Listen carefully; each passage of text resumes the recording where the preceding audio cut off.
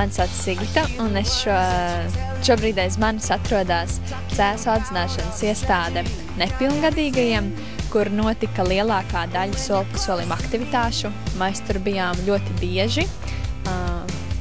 Projekts ilga 18 mēnešus, un es teiktu, ka gadu apmēram ļoti intensīvi mēs bijām tieši šeit, burtiski runājot aiz restēm, bijām kopā ar ieslodzītajiem, ieslodzītie bija kopā ar mums, ar dažādiem jauniešiem, un mēs kopā darījām interesantas lietas.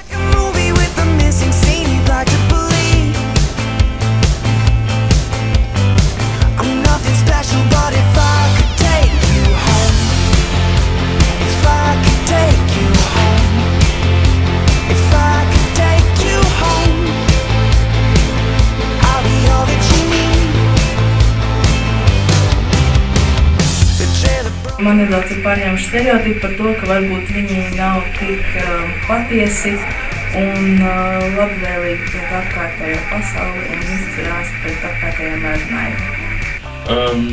Manuprāt, cietumnieki varētu būt ar nospūtām galvām. Nezinu, nevar iedomāties kādas telpas, tāpēc iešu un apskatīšu. Es nezinu, ko es domātu par koloniju, bet man liekas, tur būs tāds tumšs un tā un tāda cilvēku nedraudzīga tā.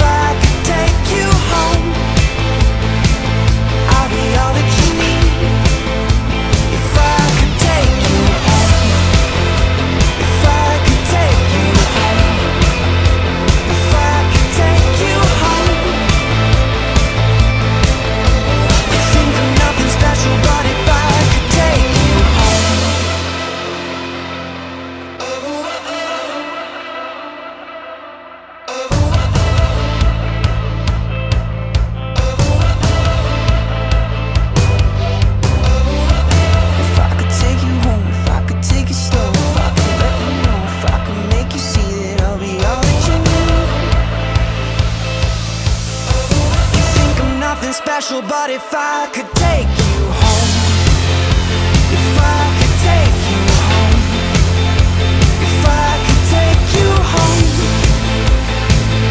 I'll be all that you need.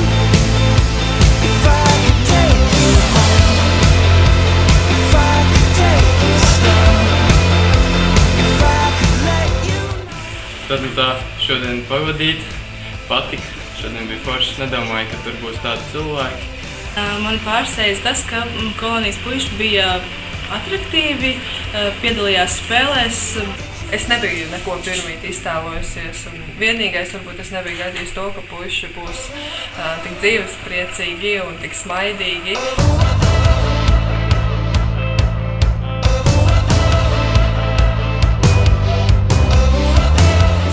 Man liekas, tieši mēs ņemam, ka mēģis bija lauzt stereotipus.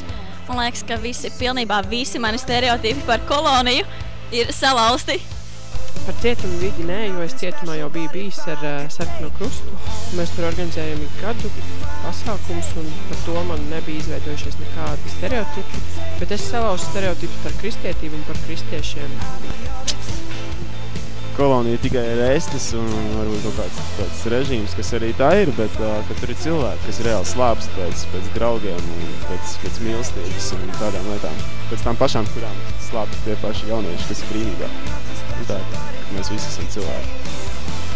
Tikai kāds vairāk kļūdies, kāds mazāk. Tādā veidā.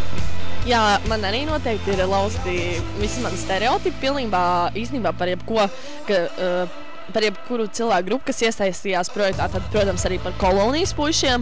Jā, es lauzu noteikti.